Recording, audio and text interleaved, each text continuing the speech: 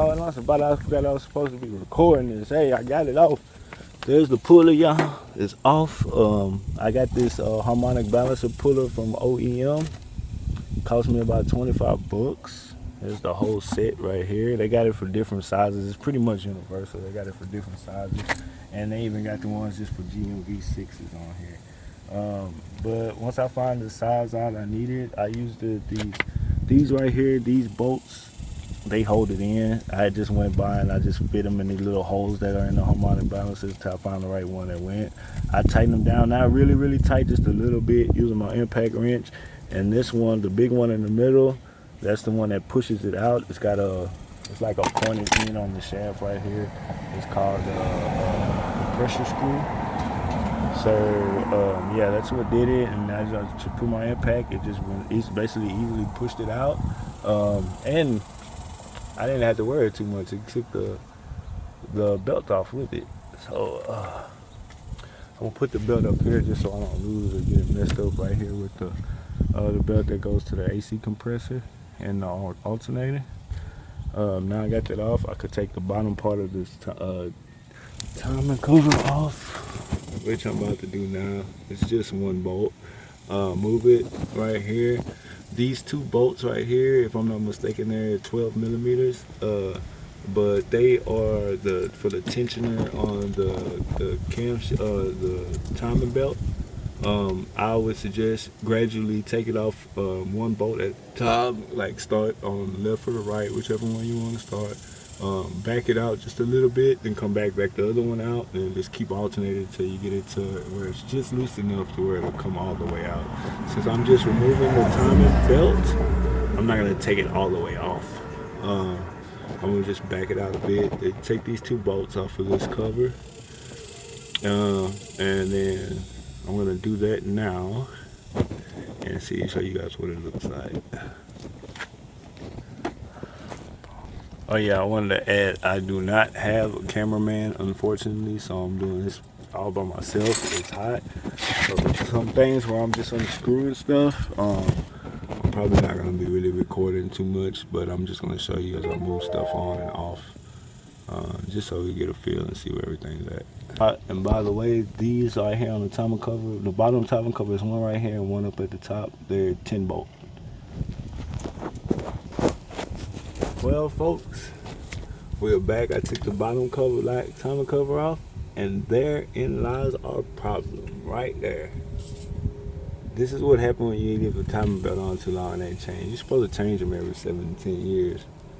But as you can see, this one is surely out of there. So yeah, and the timing was off. Nothing's dead center. See this little part right here? This is supposed to be facing top dead center, which is straight up and over here. And as I could already tell and see in here, there's a lot of like fluid leakage. I guess it was like making stuff move a little too hard. There's a lot of oil and shit, so I'm gonna go ahead and attempt to clean this shit up. We'll see what goes now. So let me get this taken care of. I'm gonna pull this off with moving this tension. Like I said, we just unscrew these two bolts and let's get this thing taken care of, get this thing back on the road. Almost forgot too, guys. Up here at the top, I took the brackets off and the mounting things. I got the actual motor mount fell down here. I gotta grab it. It's on the other end. But this part right here, this bracket's all the way out. I could actually take it off now because I got the bottom timing cover on. But what I try to do, like the bolts are across the actual bolts you can pull out, they're across. So I could do this on camera first. I'm gonna actually pull these bolts out.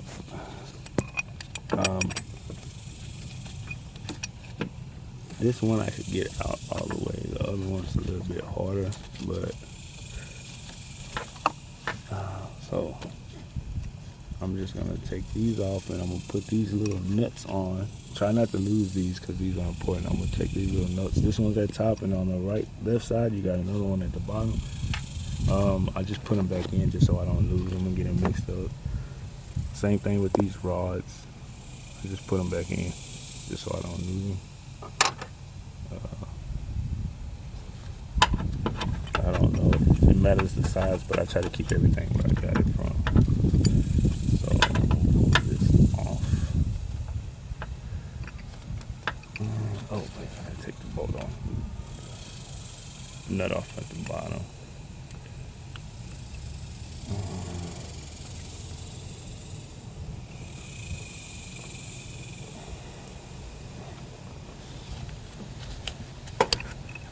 Luckily, I got small hands and I can get in tight spots. So, got that. Take that off.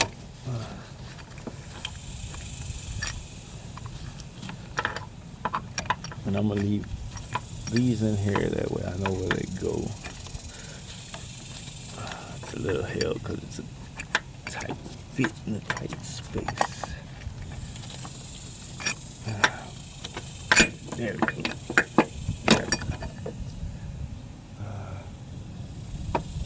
See, there's the one at the bottom and one across at the top.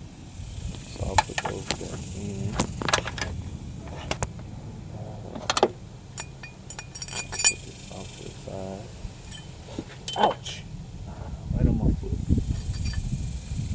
Also, too, I'm gonna kind of clean some of this up a bit, spray it down, clean it up, see what I can do. Put these things back on here on these. Yeah, it's a lot of oil and shit, but I don't think it's an oil leak. I think that's just from when the incident happened from the PCV valves, because I'm gonna clean it up and see just to check and make sure. But everything else looks okay. When I take these off, I'm gonna see how the pulley is on this water pump and the bearings here.